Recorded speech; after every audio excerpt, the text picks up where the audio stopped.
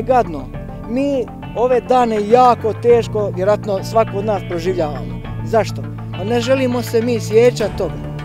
Niti želimo ikad to ponoviti. Niti mi želimo se boriti s neprijateljima, ali bolje im se ne igrati s nama dok smo živi. Moram reći da mi nismo izabrali rat, rat je izabrao nas. I to je evidentno. Mi smo bili tako neznatni, tako malo, niti jačine jednog voda. I zaustavili smo četnike u kombinaciji sa jugovojskom koja je čitav jedan korpus. Zapucalo je se, bilo je kako je bilo. Oni su neki odmah poginuli, neki su ranjeni, neki nas su poslije još tukli snajperom, tako da zidova, poslije su došli njihovi nabacači, počeli tući nas. Uglavnom, bilo je skoro nestvarno. Dok čovjek dođe k sebi, najlakše je bilo dok smo mi pucali u njih, a međutim kad su nas poklapili nabacači svako 5 metara, dakle kiša, granata, bez ikakve zaštite, ništa nismo imali, ni šljema nismo imali, dakle niko šljema nije imao.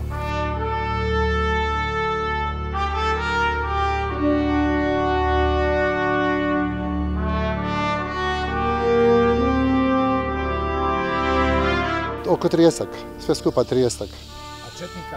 Pa pita Boga koliko. Mi smo im ovako, dole smo ih prebrojili 19 ili 20, a ozga ih je bilo sigurno jedno 100, išli su četama, 100, pita Boga koliko to bilo. Po 3 voda su išli minimalno.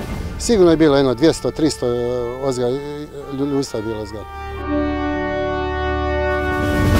Ja mislim da je Čepikuće jedno herojsko ratište. Smatram to jer je Hrvatska vojska pod drugim zapovjedništvom, ne generala Šarlija, imala dovoljno vremena da sačuvamo cijeli Pelješac, Ston, Korčulu i sva otoka dole.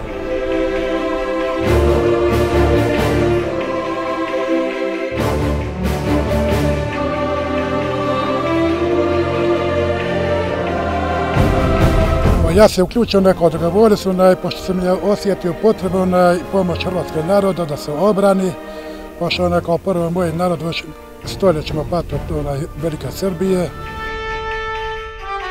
Neki nas dijele po Hercegovcima, Zagorcima i Prigorcima, ja bih govorio samo o Hrvatima iz Bosne, Hrvatima iz Hercegovine, Hrvatima iz juga Hrvatske, sjevera i zapada.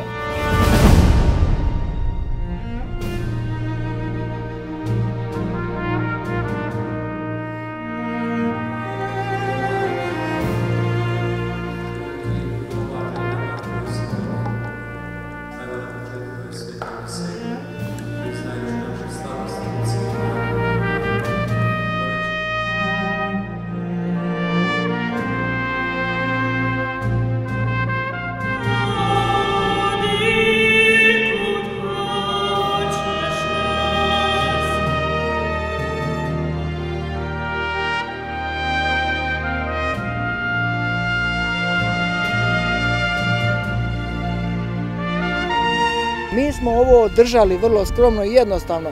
Mnogi su se razišli i na mnogim mjestima se vide političari, a ne vide se branitelji i borci. Ovo je mjesto na kojem se gaji to i gdje se vodi računa prije svega o ljudima sa prve crte bojišnice. To je stvorilo Hrvatsku.